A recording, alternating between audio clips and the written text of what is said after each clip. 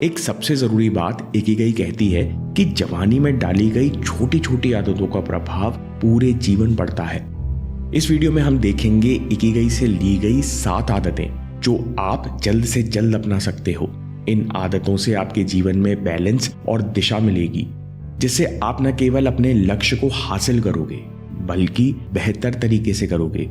ये वो आदतें हैं जो ब्लू जोन में रहने वाले लोगों से प्रेरित हैं। ब्लू जोन्स दुनिया के वो क्षेत्र हैं जहां लोग बाकी दुनिया से लंबा, खुश और स्वस्थ जीवन जीते हैं। जैसे पहाड़ों की गोद में बसा इटली का शहर सार्डिनिया।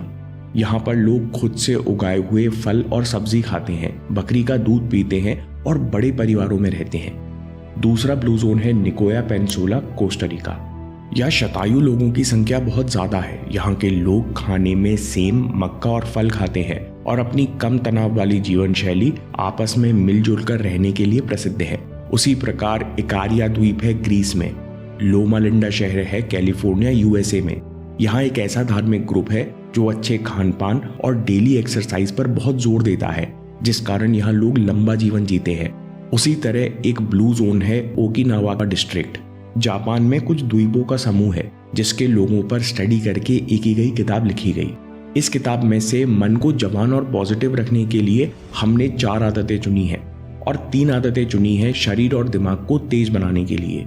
मन को ऊर्जावान और पॉजिटिव बनाए रखने की आदत से शुरू करते हैं। इकिगाई की पहली सीख कहती है कि स्ट्रेस लेकर काम करने की आदत मत डालो। अमेरिकन कल्चर है कि वो हर काम स्ट्रेस लेकर करते हैं।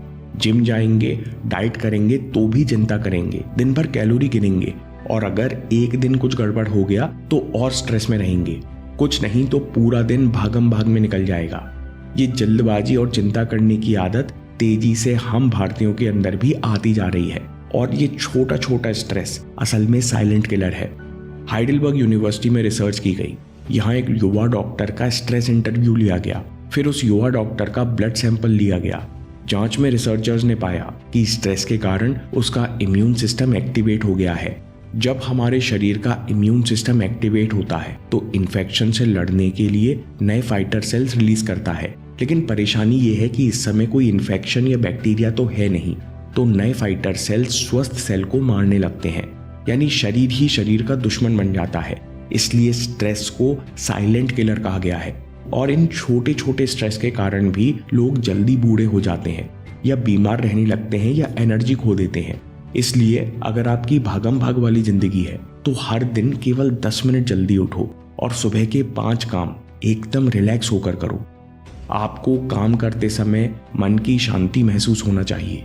जब आपके मन में स्ट्रेस नहीं होता, अंदर से पॉजिटिविटी आती है और ये खुशी जीवन के हर आयाम में दिखती है। अगली आदत जो हम सबको सीखना चाहिए कि हर चीज को परफेक्ट बनाने की कोशिश मत करो, बस फ्लो में रहो। शाम परफेक्ट होनी चाहिए, म्यूजिक और खाना परफेक्ट होना चाहिए, तो ही मुझे खुशी मिलेगी। अगर इन सब बातों में कुछ भी बिगड़ गया तो मेरा मूड खराब हो जाएगा। ये भी वेस्टर्न कंसेप्ट है जो हम नौजवान उधार ले रहे हैं। वहीं ओकिनावा के लोग डूबकर काम करने के लिए प्रसिद्ध है। बुजुर्ग घंटों गार्डनिंग करते हैं, तो कोई बड़े ध्यान से खाना बनाता है, तो कोई बड़े ध्यान से साफ सफाई का काम करता है। ये लोग जो भी करते हैं उसमें खो जाते हैं, इसलिए खुश रहते हैं। आप खुश होना चाहते हो तो दिन में कई बार फ्लो स्टेट में जाओ। फ्लो स्टेट यानी वो स्थिति जहां प्रेजेंट एक्शन के अलावा कोई चीज मायने नहीं रखती। आपका फोकस और एक्शन एफर्टलेस हो जाता है और फ्लो स्टेट में जाने के बाद ही आपके अंदर से बहुत सारी क्वालिटीज बाहर निकल कर आती हैं। जब आप कंसंट्रेशन से काम करते हो तो मन शांत होता है और अपने आप अंदर से खुशी महसूस होती है। अंदर वाइब्रेशन जीवंत हो उठते हैं। जब आप बार बार फ्लो में जाते हो तो ये खुशी आपकी पर्सनैलिटी का हिस्सा बन जाती है। ओकिनावा के लोगों से और हम अपनी संस्कृति से भी सीख सकते हैं कि खुशी परफेक्ट जाम या शाम से नहीं, बल्कि अंदर मन की शांति से आती है। इसलिए हर दिन फ्लो स्टेट में जाने का अभ्यास करो। हर छोटी बड़ी चीज को डूब कर करो, जल्दी ही इसकी आदत पड़ जाती है।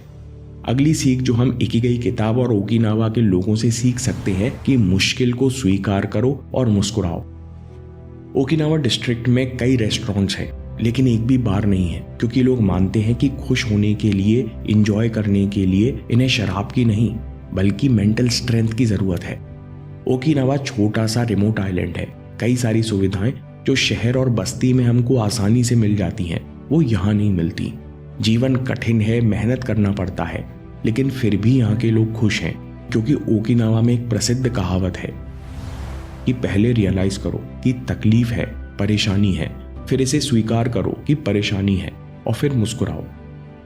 ऐसा करने से मेंटल टफनेस बढ़ती है, इसलिए सारे कठिन काम स्माइल करते हुए करो। अगली आदत जो हम अपनी जीवन शैली में अपना सकते हैं कि अच्छे दोस्त बनाओ और दोस्ती निभाओ। ओकिनावन्स दोस्ती निभाने पर, एक दूसरे की सहायता करने पर बहुत जोर देते हैं।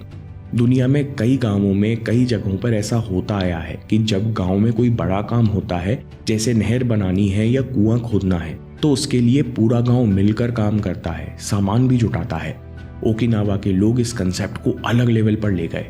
यहाँ विभिन्न घरों से 5 बच्चों का एक ग्रुप या माउई बनाया जाता है। ये ग्रुप बच्चों का दूसरा परिवार होता है। ये बच्चे साथ खेलते, सामान बांटते हैं, एक दूसरे को पढ़ाते हैं, एक दूसरे की मदद करते हैं। ये ग्रुप, ये दोस्ती 90 साल रहती है। अच्छे दोस्तों में 2 क्वालिटीज होती हैं। आप उन्हीं लोगों को सच्चा दोस्त मानते हो जिन पर आप भरोसा करते हो और जिनकी आप इज्जत करते हो। ओकिनावा में कहावत है कि अच्छे दोस्त अच्छी दवाई का काम करते हैं, क्योंकि आप उनसे अपने मन की सारी बात कर सकते हो, जिससे हम डिप्रेशन और स्ट्रेस से दूर रहते हैं, बुरी आदतों में नहीं फंसते।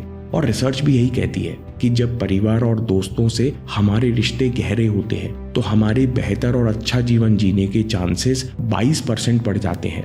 इसलिए आपके पास 2-3 ऐसे दोस्त होने चाहिए जिनसे आपकी सच्ची दोस्ती हो, जिनसे आप मन की बात कर सकें। इन सारी आदतों से आप स्ट्रेस से दूर रहेंगे, आपका मन जवान रहेगा, ऊर्जावान रहेगा, तो भविष्य में आपको कई सारी दवाइयों पर लाखों रुपए खर्च नहीं करने पड़ेंगे। अब 3 आदतें शरीर और दिमाग के लिए। पहली बात जो ओकिनावन्स में प्रसिद्ध है कि पेट भर के खाना मत खाओ। वर्ल्ड वॉर 2 में यहाँ 2 लाख यानी शहर के 70% लोगों की जान गई और उसके बाद कई समय तक यहाँ भूखमरी और गरीबी रही। फिर भी ओकिनावा की अगली जनरेशन बहुत स्वस्थ थी, क्योंकि यहाँ लोग कुछ बेसिक नियमों का पालन करते हैं। पहला, हारा हाचिबू यानी पेट 80% तक भरो। जैसे ही आपको लगे कि अभी थोड़ा और खा सकते हैं, वैसे ही रुक जाओ। ये कठिन आदत है, क्योंकि जब आपको खाना पसंद आता है तो हम नियंत्रण नहीं करते। इसको आसान बनाने के लिए आखिर में मीठा स्किप कर दो, खाना चबा चबा कर खाओ। हफ्ते में 2 दिन एक समय फास्टिंग करो, छोटे छोटे बर्तनों में खाओ। इसके अलावा ओकिनावा के लोग शक्कर बहुत कम खाते हैं, और खाते हैं तो वो अनरिफाइंड ब्राउन शुगर खाते हैं। ये छोटी छोटी आदतें आपको जीवन भर एनर्जेटिक और ऊर्जावान रखेंगी।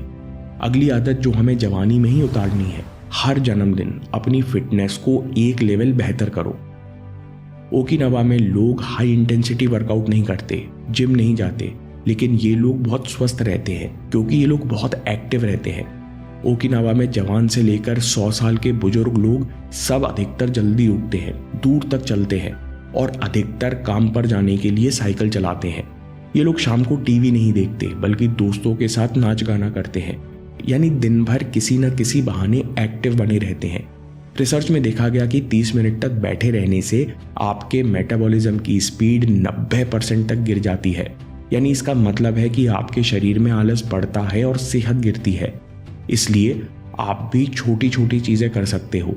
लिफ्ट की जगह सीढ़ियों का प्रयोग करो, गाड़ी पार्किंग में दूर खड़ी करो, यानी आपको ज्यादा चलना पड़े।